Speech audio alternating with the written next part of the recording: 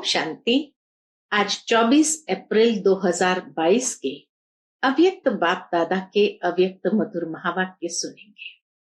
ये अव्यक्त मधुर महावाक्य अव्यक्त बाप दादा ने 31 मार्च 1990 को सुनाए थे। आज की मुरली का विषय है रहम दिल और बेहद की वैराग्य वृत्ति। आज लवफुल और मर्सीफुल बाप दादा अपने समान बच्चों को देख रहे हैं। आज बाप दादा विश्व के सर्व अनजान बच्चों को देख रहे थे। भले अनजान है लेकिन फिर भी बच्चे हैं। बाप दादा के संबंध से सर्व बच्चों को देखते हुए क्या अनुभव किया? बाबा ने जब सर्व बच्चों को देखा तो क्या अनुभव किया कि मेजॉरिटी आत्माओं को समय प्रति समय किसी न किसी कारण से जाने अनजाने भी वर्तमान समय मर्सी अर्थात रहम की दया की आवश्यकता है। हर आत्मा को आज रहम की दया की आवश्यकता है और आवश्यकता के कारण ही मर्सीफुल बाप को याद करते रहते हैं। इनडायरेक्ट रूप से ही चाहे मर्सीफुल बाप को याद करते रहते हैं। तो चारों ओर की आवश्यकता प्रमाण इस समय रहम दृष्टि की पुकार है।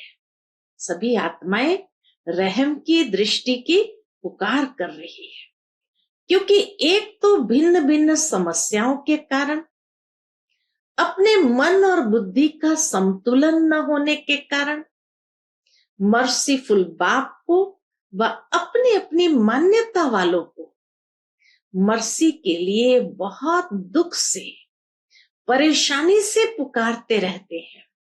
चाहे अनजान आत्माएं बाप को न जानने के कारण अपने धर्म पिताओं व गुरुओं को व इष्ट देवों को मर्सीफुल समझकर पुकारते हैं, या धर्म पिताओं को, गुरुओं को व इष्ट देवों को मर्सीफुल समझकर पुकारते हैं। लेकिन आप सब तो जानते ही हो कि इस समय सिवाय एक बाप परम आत्मा के और किसी भी आत्मा द्वारा मर्सी मिल नहीं सकती।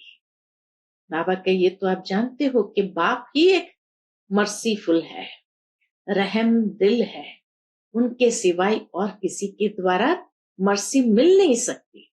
भले बाप उन्हों की इच्छा पूर्ण करने के कारण, भावना का फल देने के कारण किसी भी इष्ट को व महान आत्मा को निमित्त बना दे, लेकिन दाता एक है। दाता तो एक ही है, भले वो निमित्त किसी भी इष्ट देव को समझते हुए पुकारते हैं, और भावना का फल देने वाला दाता है। इसीलिए वर्तमान समय के प्रमाण मर्सीफुल बाप बच्चों को भी कहते हैं। क्या कहते हैं बच्चों को? कि बाप के सहयोगी साथी बुझाएं, आप ब्राह्मण बच्चे हो। तो जैसे बाप दाता है और उनके ऊपर मर्सी बरसाते हैं, वैसे बाबा कहते हैं आप बच्चे भी सहयोगी साथी बुझाएं हो। तो हमें भी रहम दिल बनना है। तो जिस चीज की आवश्यकता है वह देने से प्रसन्न हो जाते हैं। तो मास्टर मर्सीफुल बने हो। अब बाबा कहते हैं देखो, मास्टर मर्सीफुल बने हो, आपके ही भाई बहन है, आपके ही भाई बहने हैं, चाहे सगे हैं व लगे हैं, लेकिन है तो परिवार के। अपने परिवार की अनजान परेशान आत्माओं के ऊपर रहम दिल बनो, दिल से रहम आए। दूसरा, विश्व की अनजान आत्माओं के लिए भी रहम चाहिए। तो पहला अपने परिवार वालों के ऊपर दूसरा विश्व की अनजान आत्माओं के लिए, और साथ साथ ब्राह्मण परिवार के पुरुषार्थ की तीव्र गति के लिए। तीसरी बात, बाबा कहे ब्राह्मण परिवार के पुरुषार्थ की तीव्र गति के लिए व स्व उन्नति के लिए रहम दिल की आवश्यकता है। फिर बाबा कहे स्व उन्नति के लिए स्व पर जब रहम दिल बनते हैं तो रहम दिल आत्मा को सदा बेहद की वैराग्य वृत्ति स्वतः ही आती है। कैसे आती है? स्व के प्रति भी रहम हो कि मैं कितनी ऊंच ते ऊंच बाप की वही आत्मा हूं और वही बाप समान बनने के लक्ष्यधारी हो। उस प्रमाण ओरिजिनल श्रेष्ठ स्वभाव व संस्कार में अगर कोई कमी है तो अपने ऊपर दिल का रहम कमियों से वैराग्य दिला देता है। बाप दादा आज यही रूहान कर रहे थे, आपस में बाप दादा रूहान कर रहे थे। क्या रूहान कर रहे थे? कि सभी बच्चे नॉलेज में तो बहुत होशियार है, जानते हैं, पॉइंट स्वरूप तो बन गए हैं, लेकिन हर कमजोरी को जानने की पॉइंट्स है। जानते भी है कि ये होना चाहिए, करना नहीं चाहिए, यह जानते हुए भी पॉइंट स्वरूप बनना और जो कुछ व्यर्थ देखा सुना और अपने से हुआ उसको फुल स्टॉप की पॉइंट लगाना नहीं आता है। बाबा ने देखा बुद्धि में पॉइंट्स तो बहुत है, लेकिन फुल स्टॉप लगाकर पॉइंट लगाना नहीं आता। जो भी व्यर्थ देखा सुना या अपने से हुआ उसको फुल स्टॉप लगाना, पॉइंट लगाना नहीं आता है। पॉइंट्स तो है, लेकिन पॉइंट स्वरूप बनने के लिए विशेष क्या आवश्यकता है? अपने ऊपर रहम और औरों के ऊपर रहम। अपने ऊपर भी रहम करना है तो दूसरों के ऊपर भी रहम करना है। भक्ति मार्ग में भी क्या देखा बाबा ने कि भक्ति मार्ग में भी सच्चे भक्त होंगे व आप भी सच्चे भक्त बने हो, आत्मा में रिकॉर्ड भरा हुआ है ना। तो सच्चे भक्त सदा रहमदिल होते हैं, इसीलिए वे पाप कर्म से डरते हैं। बाप से नहीं डरते, लेकिन पाप से डरते हैं, इसीलिए कई पाप कर्म से बचे हुए रहते हैं। तो ज्ञान मार्ग में भी जो यथार्थ रहमदिल है उसमें 3 बातों से किनारा करने की शक्ति होती है। जिस तरह भक्त आत्माएं पाप कर्म से बचे रहते हैं क्योंकि डरते हैं, तो ज्ञान मार्ग में भी जो यथार्थ रहमदिल है, तो एक तो बाबा ने कहा उनमें बेहद की वैराग्य वृत्ति होगी, और दूसरा बाबा कहे उसमें 3 बातों से किनारा करने की शक्ति होती है। जिसमें रहम नहीं होता वे समझते हुए जानते हुए 3 बातों के परवश बन जाते हैं। वह 3 बातें हैं अलबेलापन, ईर्ष्या और घृणा। कोई भी कमजोरी व कमी का कारण 90% ये तीनों बातें होती है। कोई भी कमजोरी व कमी का कारण 90% जो बाबा ने देखा वह यह तीनों बातें होती है। और जो रहमदिल होगा वह बाप के साथी धर्मराज की सजा से किनारा करने की शुभ इच्छा रखते हैं। जैसे भक्त डर के मारे अलबेले नहीं होते हैं, ऐसे ब्राह्मण आत्माएं बाप के प्यार के कारण धर्मराजपुरी से क्रॉस न करना पड़े इस मीठे डर से अलबेले नहीं होते हैं। बाप का प्यार उससे किनारा करा देता है। ये 3 बातों से किनारा करा देता है, अपने दिल का रहम, अलबेलापन समाप्त कर देता है। जो रहम दिल है सचमुच अपने ऊपर, तो जरूर है वो अलबेलापन को समाप्त कर देता है। और जब अपने प्रति रहम भावना आती है, तो जैसी वृत्ति, जैसी स्मृति, वैसी सर्व ब्राह्मण सृष्टि के प्रति स्वतः ही रहम दिल बनते हैं। जिसका स्व के प्रति रहम भावना है, तो बाबा कहे फिर जैसे खुद के प्रति दृष्टि, वृत्ति, स्मृति होती है, वैसे ब्राह्मण सृष्टि के प्रति भी वह रहम दिल बनते हैं। यह है यथार्थ ज्ञान युक्त रहम। बिना ज्ञान के रहम कभी नुकसान भी करता है। बिना ज्ञान के रहम दिल बन जाना, बाबा कहे ये नुकसान भी करता है। लेकिन ज्ञान युक्त रहम कभी भी किसी आत्मा के प्रति ईर्ष्या व घृणा का भाव दिल में उत्पन्न करने नहीं देगा। ज्ञान युक्त रहम के साथ साथ स्वयं की रूहानियत का रुहाब भी अवश्य होता है। अकेला रहम नहीं होता, लेकिन रहम और रूहानियत का रुहाब, तो रहम और रुहाब दोनों का बैलेंस रहता है। अगर ज्ञान युक्त रहम नहीं, साधारण रहम है, तो किसी भी आत्मा के प्रति चाहे लगाव के रूप से, चाहे किसी भी कमजोरी से उसके ऊपर प्रभावित हो सकते हैं। प्रभावित भी नहीं होना है, न घृणा चाहिए न प्रभावित चाहिए, क्योंकि आप तन मन बुद्धि सहित बाप के ऊपर प्रभावित हो चुके हो। जब मन और बुद्धि एक के तरफ और ऊंचे तरफ प्रभावित हो चुकी है, तो फिर दूसरे के ऊपर प्रभावित कैसे हो सकते हैं? अगर दूसरे के ऊपर प्रभावित हो तो उसको क्या कहेंगे? दी हुई वस्तु को फिर से स्वयं यूज करना, उसको कहा जाता अमानत में ख्यानत। दे दी बाबा को, तो बाबा को दे दी हुई वस्तु फिर से उसको यूज करे और दूसरे के ऊपर प्रभावित हो, तो उसको कहा जाता है अमानत में ख्यानत। जब मन बुद्धि दे दिया, तो फिर आपकी रही कहां जो प्रभावित होते हो?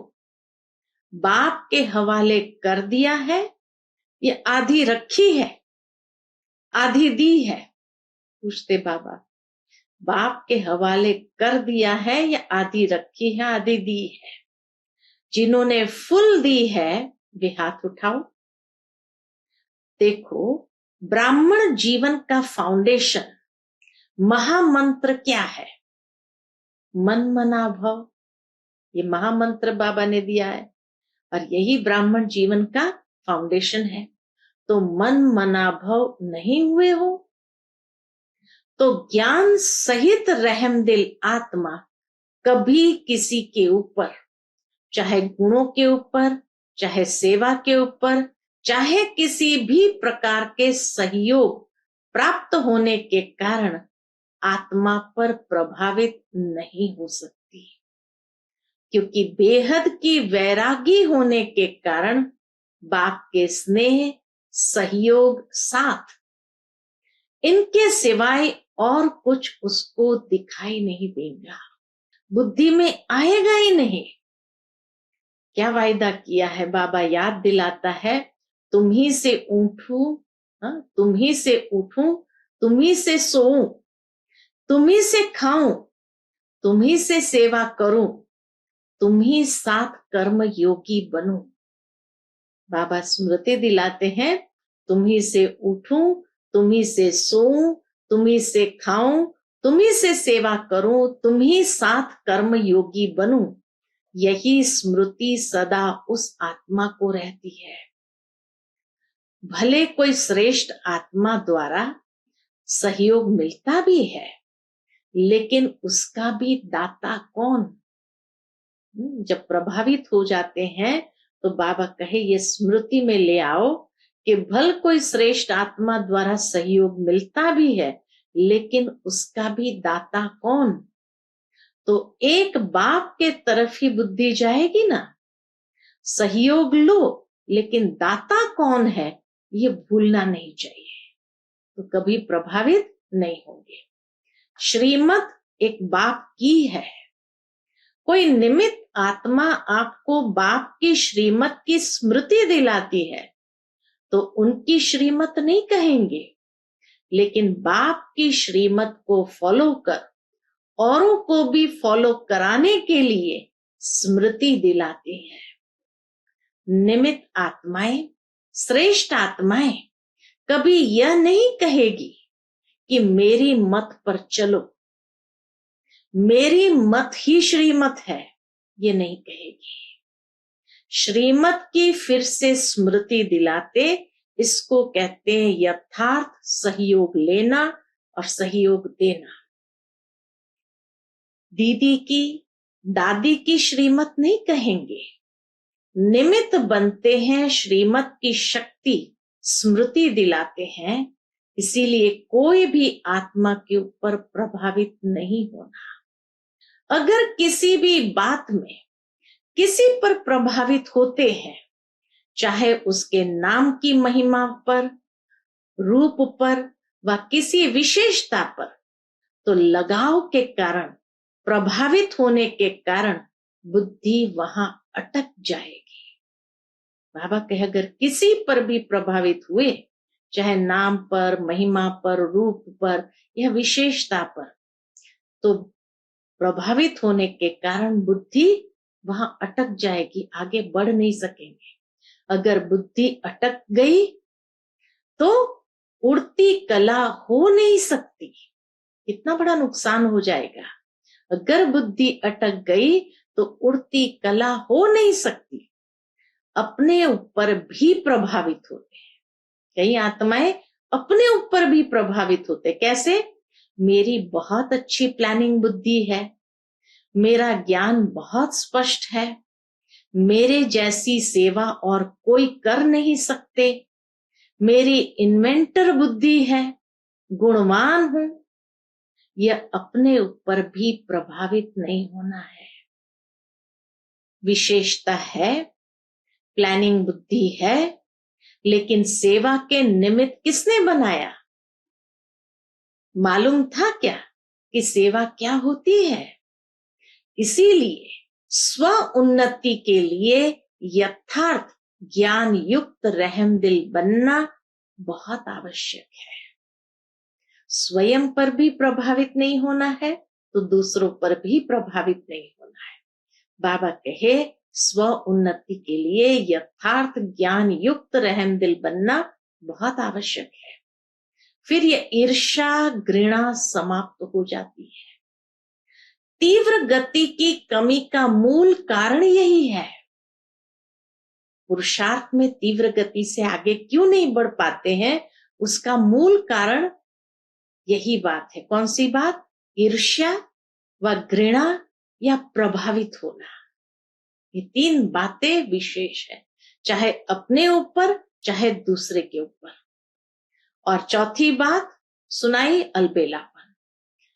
यह तो होता ही है, टाइम पर तैयार हो जाएंगे, यह है अलबेलापन। बाप दादा ने एक हंसी की बात पहले भी सुनाई है। कौन सी हंसी की बात बाबा सुनाते हैं? ब्राह्मण आत्माओं के दूर की नजर बड़ी तेज है और नजदीक की नजर थोड़ी कमजोर है, इसलिए दूसरों की कमी जल्दी दिखाई देती है और अपनी कमी देरी से दिखाई देती है। तो रहम की भावना लवफुल भी हो और मर्सीफुल भी हो, प्यार भी हो तो रहम भी हो। इससे दिल से वैराग आएगा, दिल से वैराग आएगा। जिस समय सुनते हैं, बाबा ये भी देखते हैं कि जिस समय बच्चे सुनते हैं वह बट्ठी होती है, रूरिहान होती है उस समय तो सब समझते हैं, अंदर में समझते हैं कि ऐसे ही करना है। वह अल्पकाल का वैराग आता है, लेकिन बाबा ने क्या कहा, वो है अल्पकाल का वैराग, दिल का नहीं होता। जो बाप को अच्छा नहीं लगता उससे दिल से वैराग्य आना चाहिए। तो अल्पकाल का वैराग जरूर आता लेकिन दिल से नहीं आता। तो बाबा कहे ये याद रखो, जो बाप को अच्छा नहीं लगता उससे दिल से वैराग आना चाहिए। अपने आप को भी अच्छा नहीं लगता है, लेकिन बेहद की वैराग्य वृत्ति का हल चलाओ, बेहद की वैराग्य वृत्ति का हल चलाओ, रहम दिल बन। कई बच्चे बाबा क्या कहते हैं, कई बच्चे बहुत अच्छी अच्छी बातें सुनाते हैं। क्या सुनाते, कहते हैं जब कोई झूठ बोलता है तब बहुत गुस्सा आता है। झूठ पर गुस्सा आता है, या कोई गलती करता है तो गुस्सा आता है, वैसे नहीं आता। उसने झूठ बोला ये तो ठीक है, चलो बाबा ने कहा ये तो ठीक है, उसने झूठ बोला, गलती किया, उसको रॉन्ग समझते हो। और जो आप गुस्सा करते हो वह फिर राइट है क्या, पूछते बाबा। रॉन्ग को कैसे समझा सकता है, रॉन्ग को कैसे समझा सकते, उसका असर कैसे हो सकता है। उस समय अपनी गलती को नहीं देखते, लेकिन दूसरे की झूठ की छोटी बात को भी बड़ा कर देते हैं। ऐसे समय पर रहम दिल बनो। जब कोई झूठ भी बोलता है तो भी बाबा कहे ऐसे समय पर रहम दिल बन करके उसको कहेंगे कुछ तो समझ भी जाएगा। बाकी झूठ बोल रहा है, गलती तो कर रहा है, उसके ऊपर गुस्सा किया तो रॉन्ग को राइट कैसे करेगा। तो ऐसे समय पर रहम दिल बनो, अपनी प्राप्त हुई बाप की शक्तियों द्वारा रहम दिल बनो, सहयोग दो। लक्ष्य अच्छा रखते हैं कि उनको झूठ से बचा रहे हैं, लक्ष्य अच्छा है, फिर भी बाबा कितना पॉजिटिवली देखते हैं कि लक्ष्य अच्छा रखते हैं कि उनको झूठ से बचा रहे हैं। लक्ष्य अच्छा है उसके लिए मुबारक हो, लेकिन रिजल्ट क्या निकली, वह भी फेल, आप भी फेल। तो फेल वाले को क्या पास कराएगा, सोचने की बात है। फेल वाले को क्या पास कराएगा। कई फिर समझते हैं हमारी जिम्मेवारी है उसको अच्छा बनाना, आगे बढ़ाना। बाबा हर बात का उत्तर दे रहा है। कई फिर समझते हमारी जिम्मेवारी है उसको अच्छा बनाना, आगे बढ़ाना। लेकिन जिम्मेवारी निभाने वाला पहले अपनी जिम्मेवारी उस समय निभा रहे हो या दूसरे की निभाते हो। कई निमित्त टीचर बनते हैं तो समझते हैं छोटों के लिए हम जिम्मेवार हैं, इनको शिक्षा देनी है, सिखाना है। लेकिन सदैव यह सोचो कि यथार्थ नॉलेज सोर्स ऑफ इनकम होगी, अर्थात उन्नति कराएगी। अगर आपने शिक्षक की जिम्मेवारी से शिक्षा दी तो पहले यह देखो कि उस शिक्षा से दूसरे की कमाई जमा हुई, सोर्स ऑफ इनकम हुआ या सोर्स ऑफ गिरावट हुई। इसलिए बाप दादा सदा कहते हैं कि कोई भी कर्म करते हो तो त्रिकालदर्शी स्थिति में स्थित होकर करो।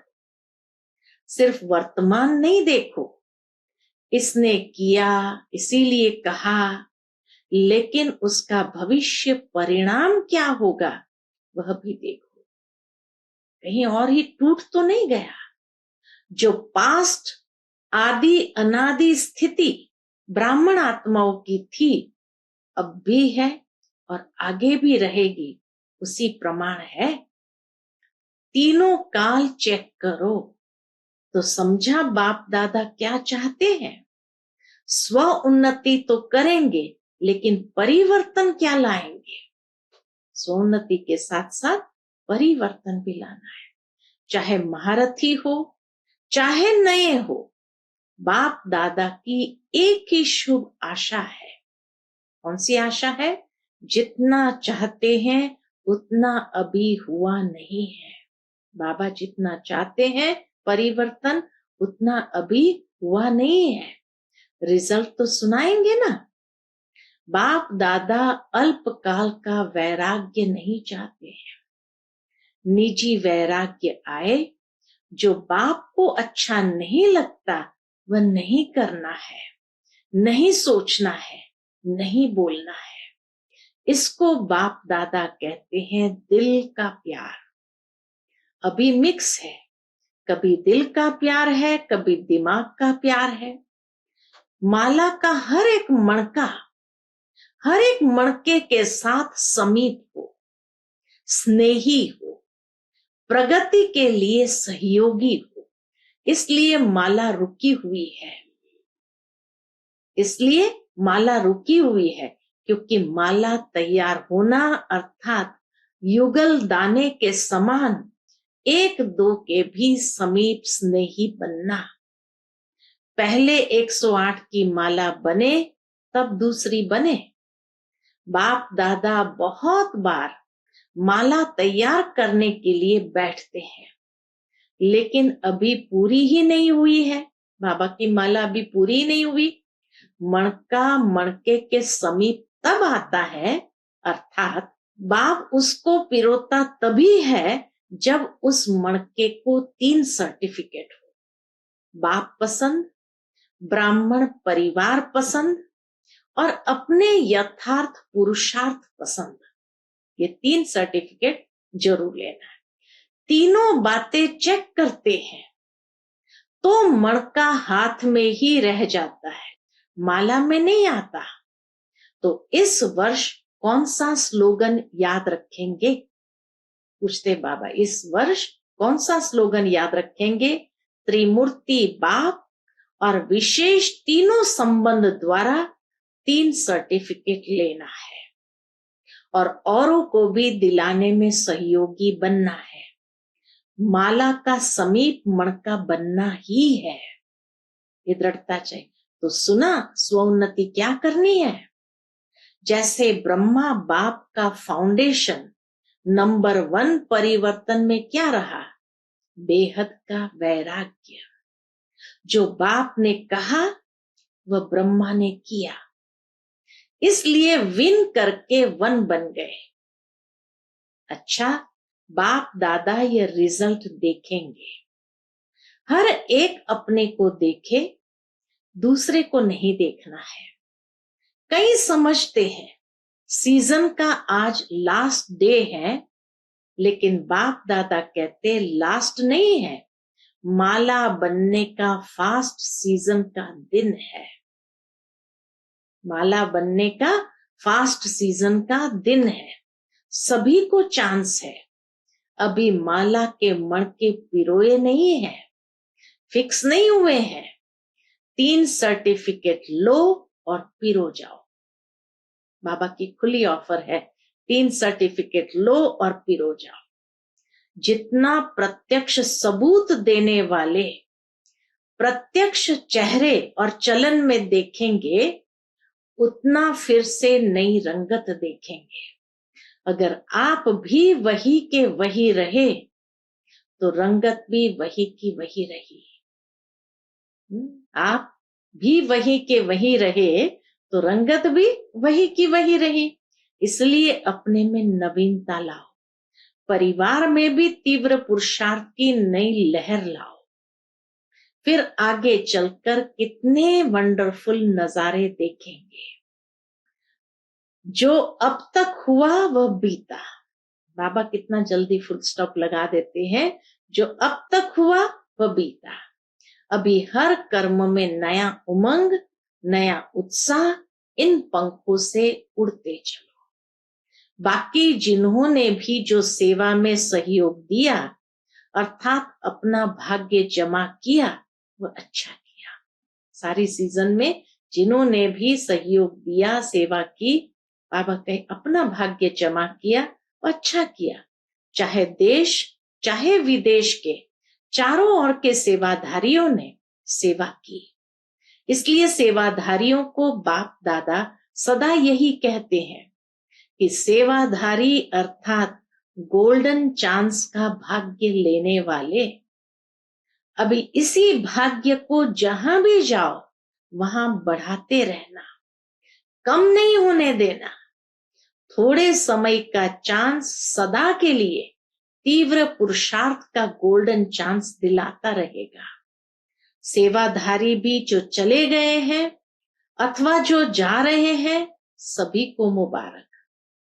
अच्छा, सर्व रहमदिल श्रेष्ठ आत्माओं को सदा स्वयं को स्व उन्नति की उड़ती कला में ले जाने वाले तीव्र पुरुषार्थी आत्माओं को सदा हर समय एक बाप को साथ अनुभव करने वाले अनुभवी आत्माओं को सदा बाप के दिल की आशाओं को पूर्ण करने वाले कुल दीपक आत्माओं को सदा अपने को माला के समीप मण के बनाने वाले विजयी आत्माओं को बेहद की वैराग्य वृत्ति से हर समय बाप को फॉलो कर बाप समान बनने वाले अति स्नेही राइट हैंड बच्चों को बाप दादा का याद प्यार और नमस्ते।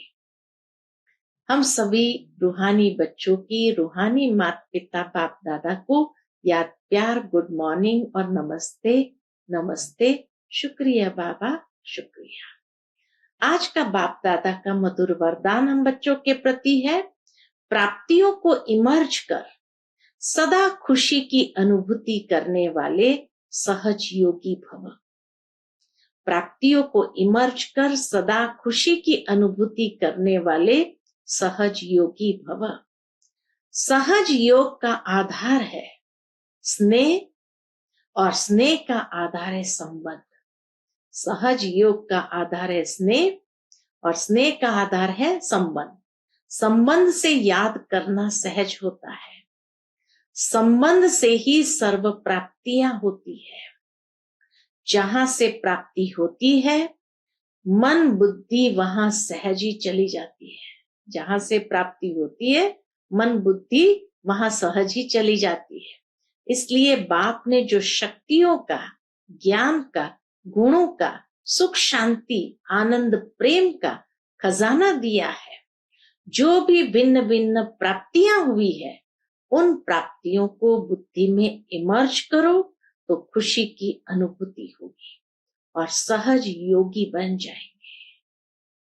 आज का स्लोगन है, जो सर्व प्रश्नों से पार रहता है वही प्रसन्न चित्त है। जो सर्व प्रश्नों से पार रहता है वही प्रसन्न चित्त है। अच्छा, Om Shanti. To watch Peace of Mind channel videos on YouTube, subscribe us on youtube.com/TV Peace of Mind. Just a click for a peaceful life.